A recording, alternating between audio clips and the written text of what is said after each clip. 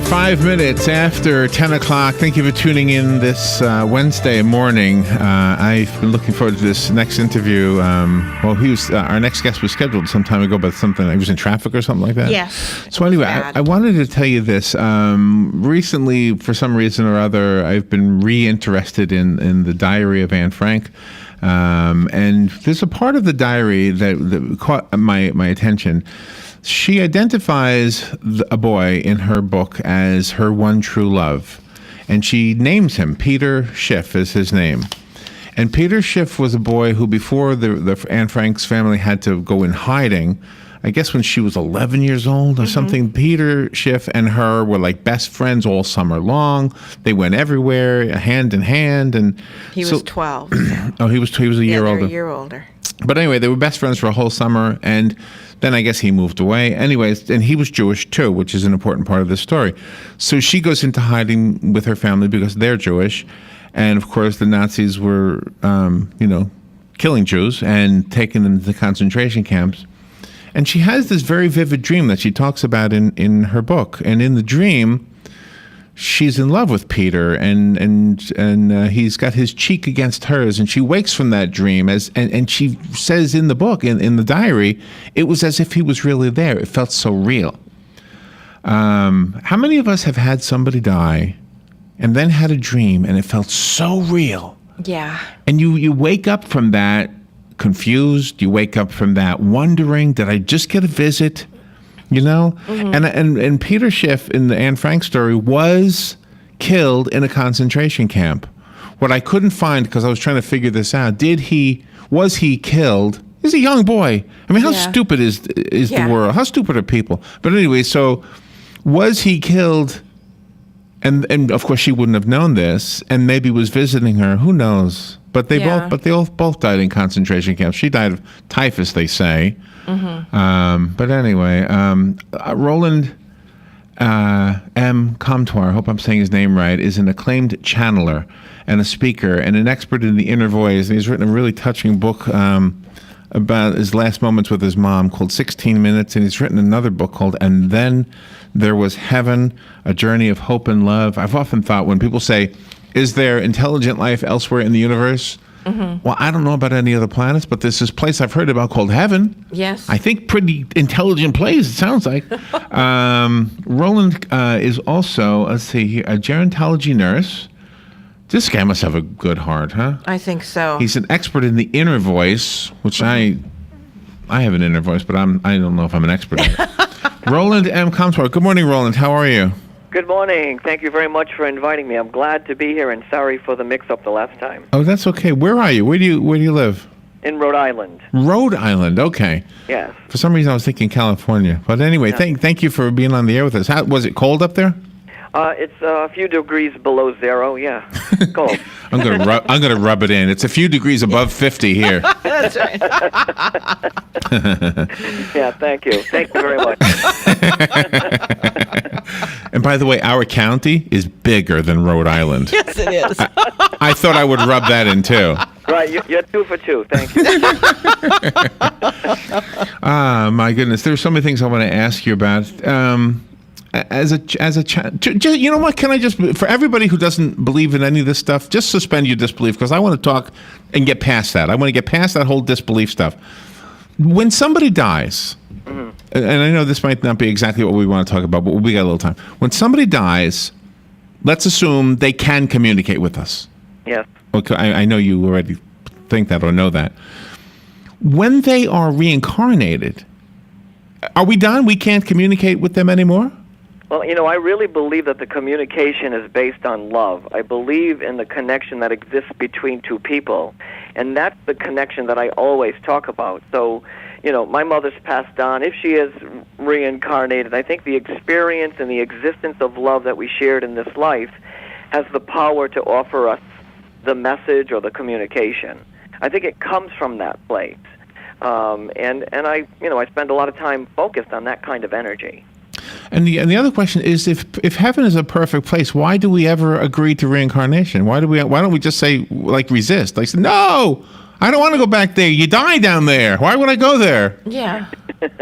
Well, I had a near-death experience 21 years ago, and my experience was that it was that kind of spectacular, beautiful experience, and I certainly didn't want to return here, but I knew that there was a greater part of the mission. I mean, the truth is, if we're here living this life, we have to be in the moment, living it physically, understanding the experiences of our journey, and then when the time is right, we'll take the next step on our destination. So we're supposed to be here. It's part of the experience, part of the process. Is life, when people say, I want to know the meaning of life, is the meaning of life, you know what a little child said one time? The meaning of life is to live. Yeah. I was writing myself a note answering that question, and the answer is to live. The whole purpose of my offering messages is not to get you to believe me, not to get you to see it my way, but to give you an opportunity to take a deep breath, to see how valuable your life is, to see how important the people in your life are for you, and really to live. I mean, it's all about living. It's not about dying. I'm not really talking about death. I'm talking about living. Okay, I'm talking to the living. But if life is eternal, then it's an illusion that we die, and it's not a reality. Are there any permanent residents in heaven aside from God? That is probably the best question I've ever received. That's amazing. My answer to that is, I think God is the permanent residence, or that divine energy is that permanent residence. I think there's always movement for the rest of us somehow. I think there's always something moving. Energy is always moving. But my mission truly is to say to that one person who's sitting in a room with me, there is life after this, after loss, and the purpose of getting a message is so that a mother who lost her son can catch her breath, so that she can fulfill her job, her mission in life. So that's a really good point. Yeah. Yeah. I stand in front of groups of people and I say, I'm not here to talk to the dead. I'm here to talk to you, because you need a break. You need a chance. I mean, we all know that grief is excruciating, and I've never heard anybody say to me, be depressed, don't get out of bed. The message is not like that. That's true. Right. That's true. They're not like that at all. Well, can I tell you a little thing that happened to me, and this might be just so trivial that it doesn't really matter, but I want to tell you this thing. Yeah. When my mom and dad were alive, I used to go to their house and just talk. I mean, I didn't have anything important to tell them. I had nothing important I needed to hear from them. I would just visit. A lot of people do that. They just visit people with no real important mission. Yeah. Okay, so the other day, both my parents are gone, and the other day, maybe just a couple weeks ago, I was thinking about my mom, and I was thinking, gosh, wouldn't it be nice to just visit again? I have, it's just, you can't, I don't have anything I need to know. I said mentally, Mom, if you're listening to me in heaven, there's nothing I really need to know. I don't really have anything important to tell you, but wouldn't it be nice if we could get together again? Well, I was thinking about these things, Roland, in my car. I was in my car, and it was raining, and it was dark. So I get to my house, I'm in my driveway, I get out in the rain, walk into the house, and in the grass, there's like an envelope. And I said, what the heck? How did that get there? So I pick up the envelope. I get under cover in my porch where I can see and open up the envelope. It was an old Easter card from my mom. Oh, my gosh. And it was like, wow. I mean, that was crazy. Well, the best thing to do with that moment is just to embrace that moment instead of trying to go into the human experience of trying to analyze how that happened, why that happened. That was a moment that brought you maybe it brought you some incredible peace in that moment. You know what I did? I kept the card. It's still sitting right when I first walk in the door. It's right there because it kind of reminds me that, hey, maybe this thing that seems impossible is not impossible. Mm-hmm. Yeah, and every time you look at the card, you're reminded of that experience, and it does something for you. It does something to you. So that's a beautiful moment in my eyes, that's for sure. I love this conversation. Can we take a little break? I have to do the weather report, even though you probably already don't want to hear it, but we'll be right back. The weather was brought to you by myfwc.com. Safe boating is no accident. We'll see clouds and breaks of sun today with highs ranging from the mid-60s to the lower 70s across the area, and mostly cloudy tonight with lows between the upper 40s and the upper 50s. Mostly cloudy tomorrow with a couple of showers around in the afternoon, highs from the mid-60s to the lower 70s, and on Friday, clouds breaking for some sunshine, the high 62 to 66. From the Florida Weather Center, I'm meteorologist Joe Lundberg. Are you tired of not using your home's outdoor space for entertaining or relaxation because of all the bugs and leaves? Consider adding a beautiful screen room or glass enclosure. We are Superior Aluminum and Design, a family-owned and operated business with 20 years experience in the aluminum industry, and we are accredited by the Better Business Bureau. If you appreciate superior workmanship, call Superior Aluminum and Design at 817-8058 or visit us on the web at superiораluminumdesign.com. This message brought to you by Urban Cardiology. Jersey Mike's Subs is giving away their subs. That's right, January 12th through the 19th, buy one sub and get the second of equal value or less for only a $2 donation to Kid Genius right here in Ocala. Kid Genius provides resources for kids with autism, like early detection, outreach programs, and more. So the next time you're hungry, pop into Jersey Mike's on Easy Street for a great tasting sub and help Kid Genius. But hurry, this is a limited time offer. For more information about Kid Genius, visit kidgeniusinc.org. All right, 16 minutes after 10 o'clock. Thank you for tuning in. On the phone is Roland M. Comtois. He has written two very personal books, personal to him and personal to me. It's kind of weird because I can relate to them. 16 Minutes is the book he wrote about the passing of his mom, I guess is what you say there. I'm not sure what the 60 Minutes means. He'll explain that. When one breath ends, another begins. And his other book is And Then There Was Heaven, A Journey of Hope and Love. Roland, when you tell people you're a channeler, does that get weird results? Like, do people say, can you talk to somebody for me? I mean, do you get that a lot? Yeah, I get that a lot. I get that when I'm at Target. I get it everywhere I go. You know, Target? People come up to me, they follow me around, waiting for that one moment that I'm going to present them some message. But I'd like to say to you and everyone who's listening, you don't need the middleman. I'm the guy in the middle. It's not like all your loved ones are hanging around my house waiting for us to connect. The reason why I'm here is to remind you that if you just sit with yourself quietly, and like you did, think about your mom, have a moment with your mom, remembering peacefully and joyfully, something will happen. You'll find a card in your yard, or something else will go on that will make it even more spectacular. Yeah. Well, you are very positive in your writings and what you say to people. Sometimes we get caught up in the people that don't want us to believe in those things or don't want to see us succeed in whatever it is that we choose. How do we stay positive? Look, I'm 53 years old. At this point in my life, I no longer argue with the knowing. There are certain things I understand and know, and this is one of them. And I appreciate the fact that someone may not get it, and I appreciate the fact that people do get it. But the fact is, if you believe it and if you know it, then you hold on to your own truth. And you're defined by your truth, by your knowing, by your belief. And, and just stand your ground, really.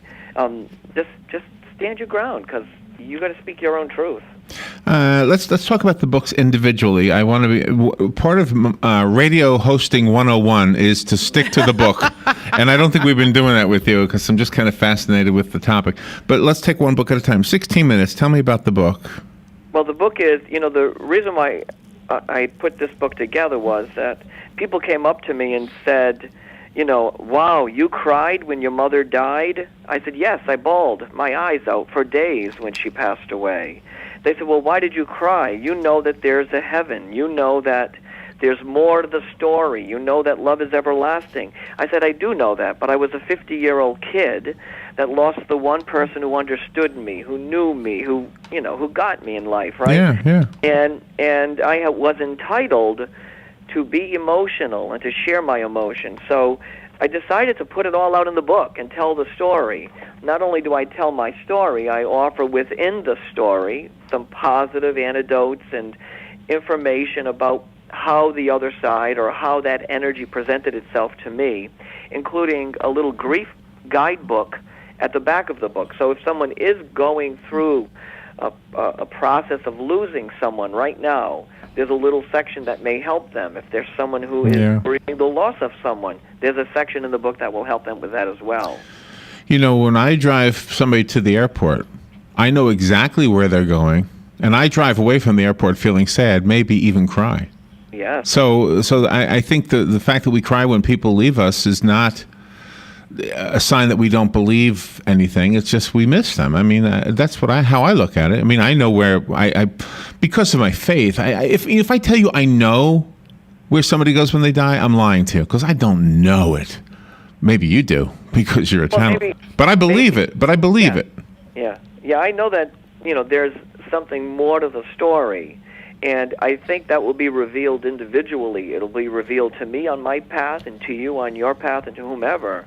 But that knowing, truth is not information because I said it. It's because you've taken it in, you've mulled it over a little bit, you've looked at it, and then you've made a conscious decision that this is your truth.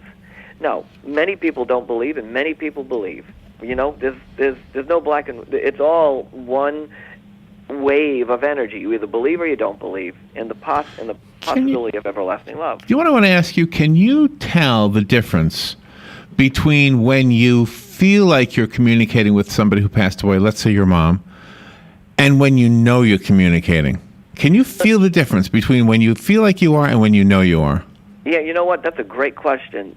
The minute a message comes to you, to anybody who's hearing me, the second a message comes, it presents you with this moment of, you almost feel a sense of relief. There's a sense of peace. And then the human mind gets engaged and starts analyzing why that happened and starts this emotional journey with it. But when the knowing is present or when the message is present, there's just this automatic ease. There's a gentleness. There's a peacefulness. It may be a brief moment of time, but it does exist when that message is coming. So Can I share a little story with you? Oh, I want to hear the story, yeah. So I was doing an event in Rhode Island, and there was this big guy sitting in the room, and his arms were crossed, and, I could tell his family dragged him into the event because they wanted him to have, the same experience that they had. And he was sitting there, and he was frustrated, and he was tense, and all of a sudden I'm standing in front of him and his wife, and I'm giving him this big story about his father-in-law. Now, I don't remember the details of the story, but there's one part of the story that I will never forget. I looked at the man, and he's resisting everything I'm saying, and he's not going along. And all of a sudden, I said to the guy, I said, "Your father-in-law wants you to know that he loves you, yada, yada, yada, blah, blah, blah, and all beautiful things." And I said, "But he wants me to tell you that when you take the 3 pennies out, you will know that he's with you." Now, he's got his arms crossed. He's fighting me all the way. At the end of the event, this guy that I spoke to earlier in the night walks up to me. He's pale. He puts his hand in his pocket, and he pulls out 3 pennies. Wow. He said, "How did you know there were 3 pennies in my pocket?" I said, "I had no idea there were 3 pennies in your pocket, but maybe your father-in-law did." Yeah. And he had a moment. He changed, thinking, well, maybe there's some truth to the idea that we live on, that we remain together somehow. Wow. I mean, I got story after story of people going through some major transformations when they hear whatever they hear. I bet you do. Yeah, it's amazing. And, I don't see it as clearly. My staff sees it when they're sitting there watching because I have people helping me. But when I'm in the zone and we're making a connection, my mission is to stand by someone's side and say, you don't have to go through this alone. I'll stand here with you. Your loved ones are present with you, and the message is a real experience. Tell me about the book, and then There Was Heaven. What's this book about? This book is a spiritual memoir. It really is my journey with lots of nuggets of spiritual support tied within the story. And it's my telling the story of what I see, how I see it, how you can see it, how you can feel it.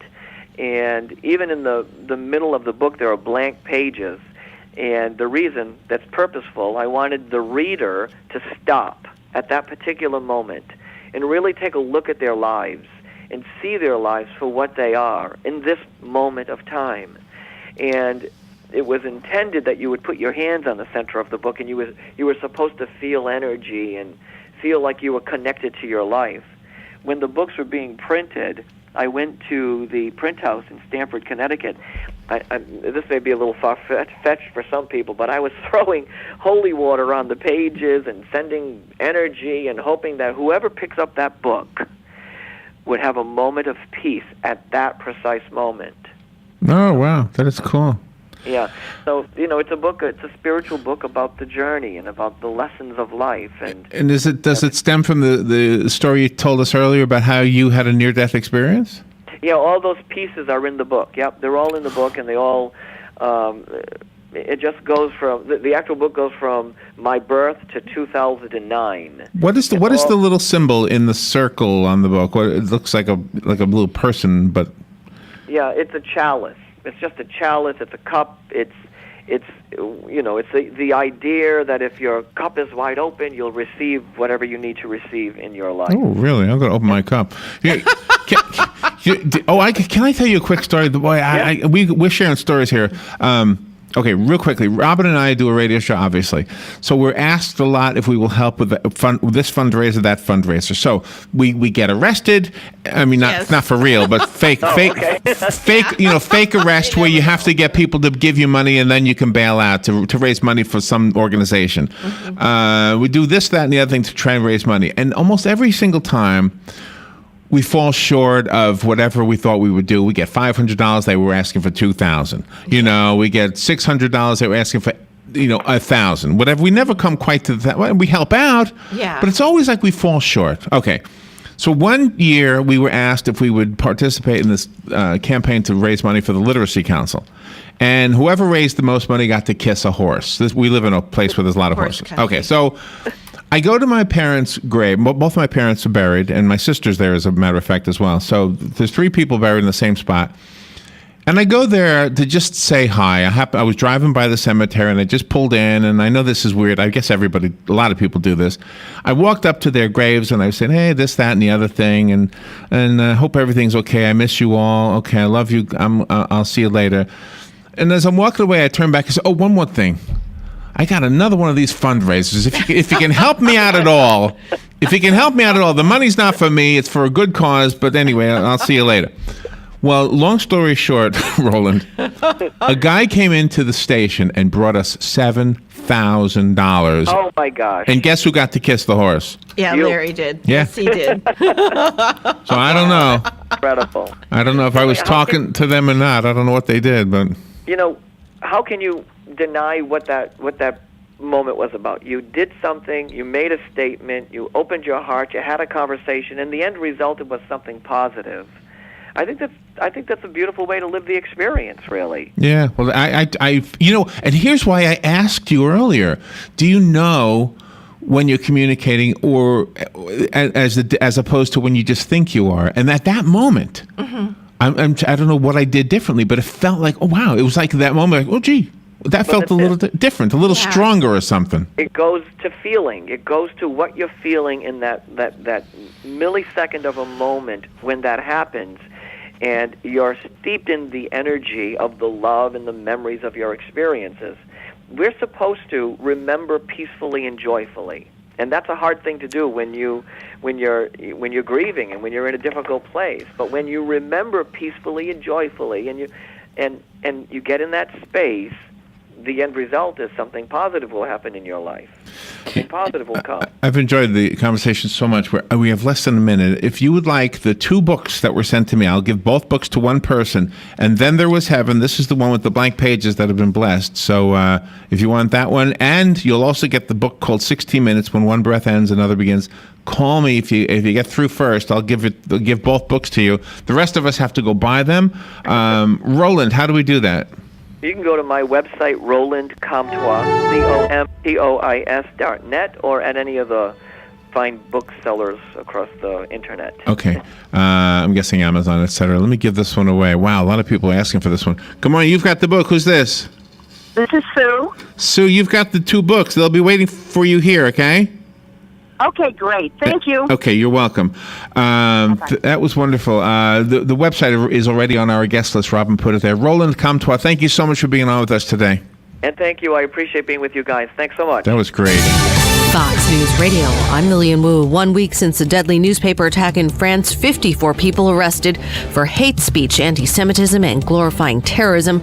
Meanwhile, a claim of responsibility for those killings. Nasser bin Ali Al-Ansi speaking